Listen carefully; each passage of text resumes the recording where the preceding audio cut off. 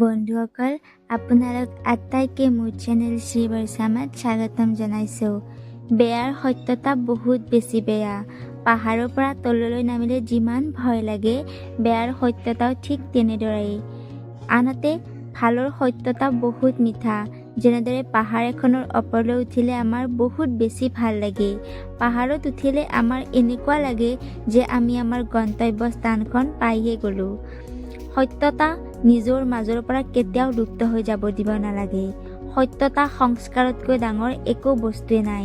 সত্যতা আৰু সংস্কাৰৰ লগত জড়িত আকৌ এটা বহুত সুন্দৰ কাহিনী মই আপোনালোকৰ বাবে লৈ আহিছোঁ। গতিকে দেৰি নকৰি কাহিনীটো আৰম্ভ কৰোঁ। এখন ৰাজ্যত এজন বহুত ভাল যজ্ঞবান ৰাজকুমাৰ আছিল। তেওঁ অতি সোনকালে ৰজা হোৱাৰ সময় আহি পৰিছিল। সেই ৰাজ্যখনত এটা পৰম্পৰা আছিল যে ৰজা হোৱাৰ আগত বিয়া পাতিব লাগিব। ৰাজকুমাৰে এজনী এনেকুৱা ছোৱালীৰ লগত বিয়া পাতিব বিচাৰিছিল যিজনী সত্যবাদী আৰু সংস্কাৰী হয়। ৰাজকুমাৰক এজন বুদ্ধিয়ক মানুহে পৰামৰ্শ দিলে যে ৰাজ্যত যিমান বিবাহযোগ্য ছোৱালী আছে সকলোৱে যাতে ৰাজদৰবাৰত হাজিৰ হয়।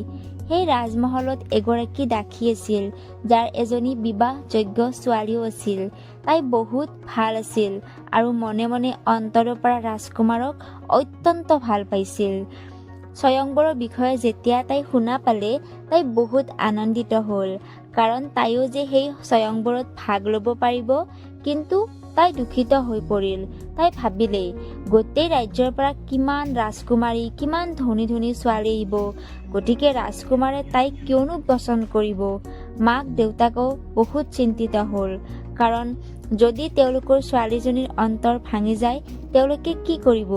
তেতিয়া তাই মাক দেউতাকক ক'লে, আপোনালোকে চিন্তা নকৰিব, মই জানো ৰাজকুমাৰে মোক পচন্দ নকৰে, কিন্তু এই সুযোগতে মই অলপ ক্ষণৰ বাবে হ'লেও ৰাজকুমাৰৰ লগত থাকিবলৈ পাৰিম, ৰাজকুমাৰক ভালকৈ ওচৰৰ পৰা চাব পাৰিম।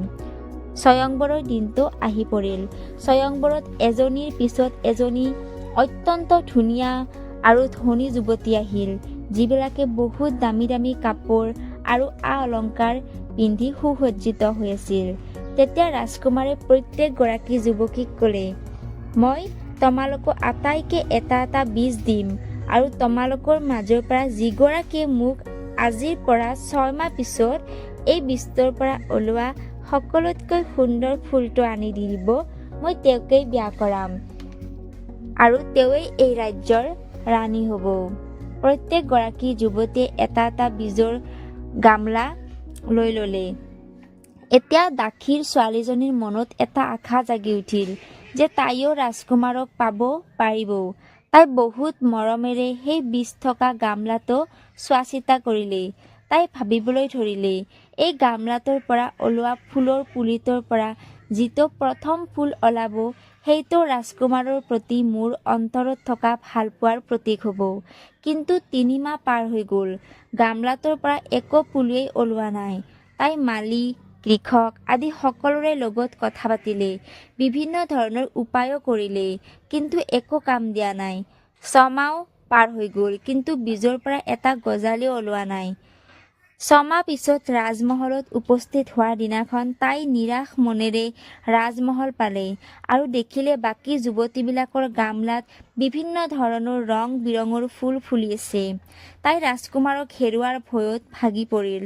ৰাজকুমাৰে প্ৰত্যেকগৰাকী যুৱতীৰ গামলাত থকা ফুলবোৰ লক্ষ্য কৰিলে আৰু ইয়াৰ পিছত ফলাফল ঘোষণা কৰিবলৈ ওলাল আৰু দাসীৰ ছোৱালীজনীৰ পিনে আঙুলিয়াই দি ক'লে, এইগৰাকী হ'ব এই ৰাজ্যৰ ৰাণী, মোৰ ৰাজকুমাৰী। বাকী থকা যুৱতীবিলাক হতভম্ব হৈ ৰ'ল। তেওঁলোকৰ মনত প্ৰশ্ন উঠিল, কিয় দাসীৰ পুত্ৰীক তেওঁ স্বীকাৰ কৰিলে।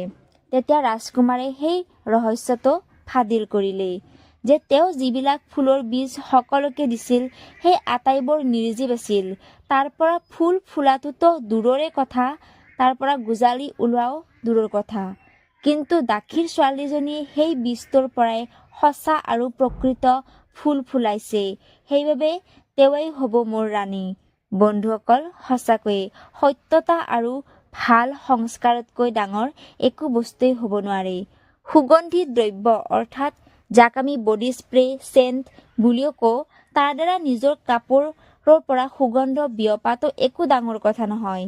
আনন্দটো তেতিয়াহে পোৱা যায় যেতিয়া আমাৰ সুচৰিত্ৰৰ দ্বাৰা সুগন্ধ চাৰিওপিনে বিয়পি পৰে।